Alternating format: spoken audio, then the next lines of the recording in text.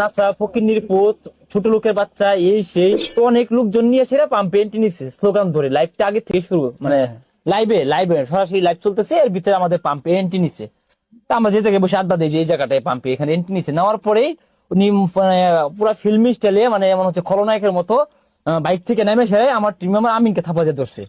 ধরে সেটা বলতেছে, আজকে আসছে এখানে না, তোর জাইঙ্গা নিতে আসছে, তোর জাইঙ্গা তুই জাইঙ্গা দিবি।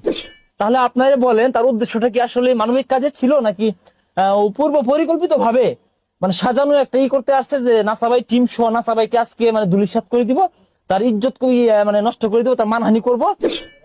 আজকে আমরা শেরপুর জেলার নালিতাবাড়ি উপজেলাতে অবস্থান করছি। মূলত এখানে একটি বিকেলে অপ্রীতিকর ঘটনা ঘটে গিয়েছে। আপনারা সবাই অনলাইনের মাধ্যমে দেখতে পেয়েছেন। ধর্ষক বিল্লাল যিনি আছেন, তিনি লাইভে এসে একটি হামলা করেছে নাসা বিনোদন ভাইয়ের উপরে।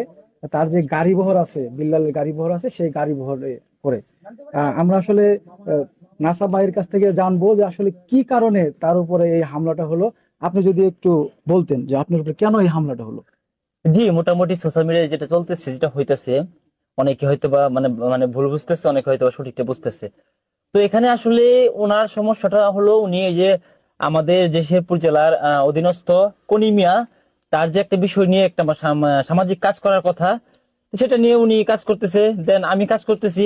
কিন্তু উনার কাজটা হচ্ছে যে উনি একটা ফিক্সড টাইমের ভিতরে এত লক্ষ টাকা দিবে, এরকম করে একটা মানে চ্যালেঞ্জ সবসময় ছুঁয়া দেয়।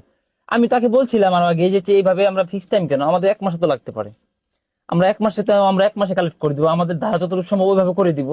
কারণ উনার হয়তো বা হিউজ পরিমাণ টাকা আছে, উনি হয়তো বা ওইটা কালেক্ট না করতে পারলে নির্দিষ্ট টাইমের ভিতরে, তাহলে উনি নিজে দিয়ে দিবে, এরকম একটা প্রতিশ্রুতি সবসময় দিয়ে থাকেন। তো আমি বারবার বলছি যে তোমার এই সামর্থ্য আছে, কিন্তু আমার না, এমন বড় একটা টিম চালায়, হ্যাঁ। সেটা নিয়ে উনি কাজ করতেছে, দেন অনেক কন্টেন্ট